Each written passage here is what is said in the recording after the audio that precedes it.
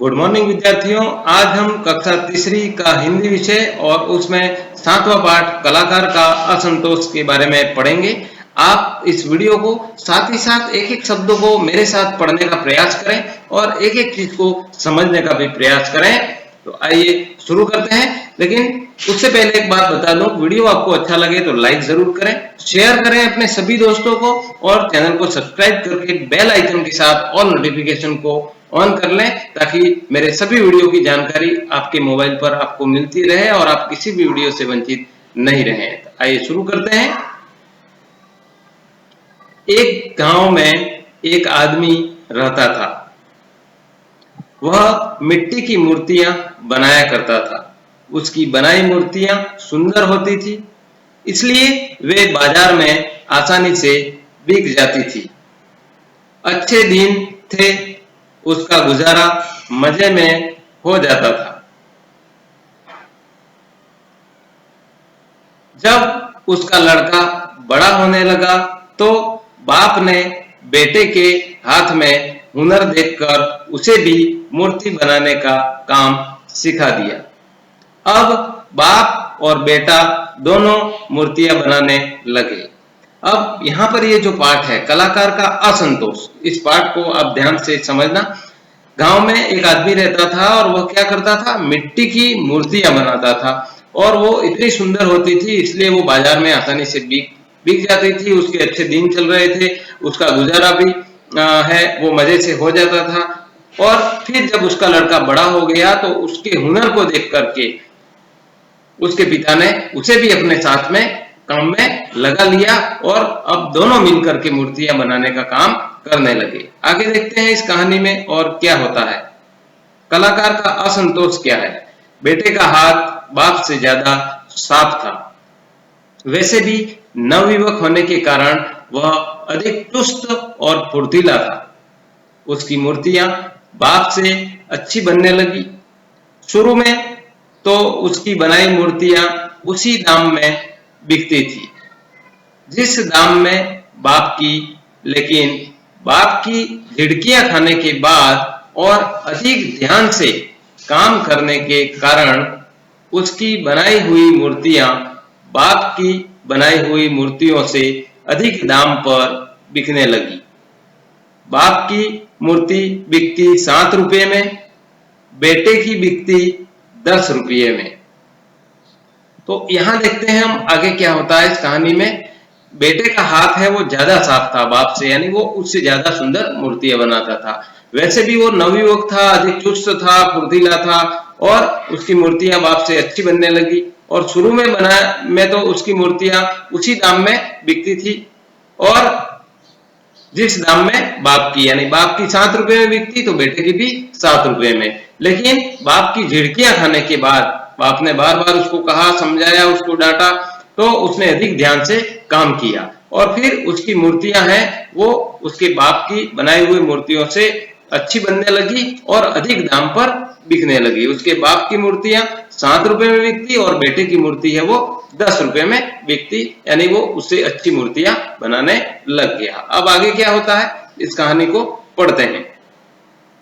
लेकिन इस पर भी बाप की डांट डपट और झिड़कियां कम नहीं हुई। वह बेटे की बनाई हुई मूर्तियों में दोष निकालता रहता। बेटे ने मूर्ति बनाने की और अधिक ध्यान दिया।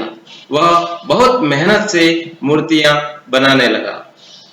अब क्या होता है कि मूर्ति उससे अच्छी बनाने लगा, उसकी ज्यादा दाम में बिकने भी लगी, तो भी पिता की जो है डांट डपट है वो झिड़कियां है वो कम नहीं हुई। वो बेटे की बनाई हुई मूर्तियों में दोष निकालता रहता।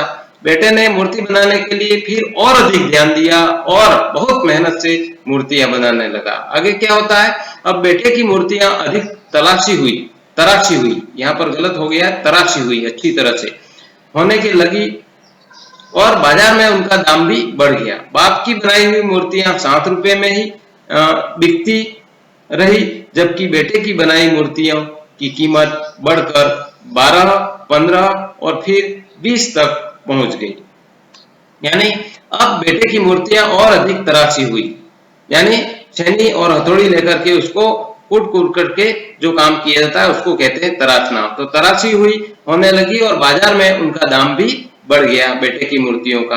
बाप की बनाई हुई मूर्तियां 7 रुपए में ही बिकती रही, 7 रुपए में ही बिकती रही, और जबकि बेटे की बनाई जो मूर्तियां की कीमत है वो बढ़कर के 12 रुपए हो गई, फिर 15 रुपए हो गई और फिर 20 रुपए तक पहुंच गई। इतनी अच्छी मूर्ति वो बनाने लगा। आगे और क्या होता है, मगर बाप को संतोष नहीं हुआ। वह बेटे की बनाई मूर्ति में दोष निकालता। ये आंख दूसरी आंख से अधिक बड़ी बन गई, कंधों की गोलाई बराबर नहीं, यह कान बनाए हैं या अनाज साफ करने के छाछ, नाखून बहुत छोटे हैं, दिखते तक नहीं, और ये नाभि बनाई है या अपने गांव का कुआं। एक दिन बेटे ने झल्ला कर कहा, बापू तुम मेरी मूर्तियों में दोष क्यों निकालते हो? तुम्हारी खुद की मूर्तियां तो दोषों से भरी हुई होती हैं। अब इसको समझते हैं कि मगर बाप को अभी भी संतोष नहीं हुआ, उसकी मूर्तियां 20 रुपए तक में बिकने लग गई बाजार में, तो वो बेटे की मूर्तियों में दोष निकालता ही रहता और कहता है ये आंख दूसरी आंख से बड़ी है, एक आंख बड़ी है एक छोटी है, ऐसा कहता है, और कंधों की गोलाई है वो बराबर नहीं है मूर्ति की, या फिर ये कान बनाए हैं अनाज साफ करने का छाछ बनाया है, सुपड़ा कहते हैं जिसको, वो बनाया है, या नाखून बहुत छोटे दिखते हैं, दिखाई तक नहीं दे रहे ऐसे नाखून बनाए हैं, या फिर ये ऐसी नाभि बनाई है अपने गांव का कुआं है, इतनी गहरी इतनी बड़ी नाभि बनाई है। एक दिन बेटे ने फिर झल्ला करके कहा, बापू तुम मेरी मूर्तियों में दोष क्यों निकालते हो? तुम्हारी खुद की मूर्तियां तो बहुत सारे दोषों से भरी है, फिर मेरी मूर्तियों में इतना दोष क्यों निकालते हो? ऐसा उसने आखिर में अपने बाप को कह दिया। आगे क्या होता है अब देखते हैं। मैं तुम्हारी हर मूर्ति में 20 दोष निकाल सकता हूं, बेटा कह रहा है। अब देख लो तुम्हारी बनाई मूर्ति अभी तक 7 रुपये में ही बिकती है और मेरी मूर्ति के लिए लोग 20 रुपये तक खुशी से दे जाते हैं। मेरे ख्याल से मेरी मूर्ति में कोई दोष नहीं होता, वह इतनी सजी संवरी होती हैं कि अब उनमें सुधार की कोई गुंजाइश नहीं है। अब यहाँ पर बेटा क्या कह रहा है, मैं तुम्हारी हर मूर्ति में 20 दोष निकाल सकता हूँ, उसके पिताजी को कह रहा है। अब देख लो तुम्हारी बनाई मूर्ति अभी तक 7 रुपए में बिक रही है, जबकि मेरी कितने में बिक रही है? 20 रुपए में बिक रही है और लोग खुशी से दे जाते हैं। मेरे ख्याल से मेरी मूर्ति में अब कोई दोष नहीं होता है, इतनी सजी और इतनी संवरी सुंदर होती है कि उसमें सुधार की कोई गुंजाइश ही नहीं है, इतनी अच्छी मूर्ति मैं बनाता हूं, ऐसा कह रहा है बेटा अपने बाप से। नेक्स्ट फिर क्या होता है, बाप उदास हो गया, दुखी स्वर में वह बोला, बेटे मुझे यह बात मालूम है, लेकिन तेरे मुंह से यह बात सुनकर मुझे लगने लगा कि अब तुझे तेरी मूर्तियों के लिए 20 रुपए से अधिक कभी नहीं मिलेंगे। अब बाप उदास हो गया इसकी बात सुन करके कि आपकी मूर्तियों में तो कई सारे दोष हैं, मैं 20 दोष निकाल सकता हूं। तो दुखी स्वर में बाप बोला कि मुझे ये बात मालूम है, मैं जानता हूं, लेकिन तेरे मुंह से ये बात सुन करके मुझे अब लगने लग गया है कि तुझे तेरी मूर्तियों के लिए 20 रुपए से अधिक अब तेरे को कभी नहीं मिल सकते।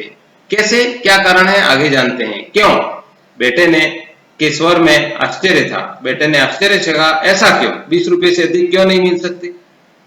बेटे की ओर देखते हुए बाप बोला, क्योंकि जब मूर्तियों को बनाने वाले कलाकार को खुद ये लगने लगे कि उसके काम में निखार आ गया है और उसमें सुधार की कोई गुंजाइश नहीं रही है, तो मान लेना कि उसका विकास रुक गया है।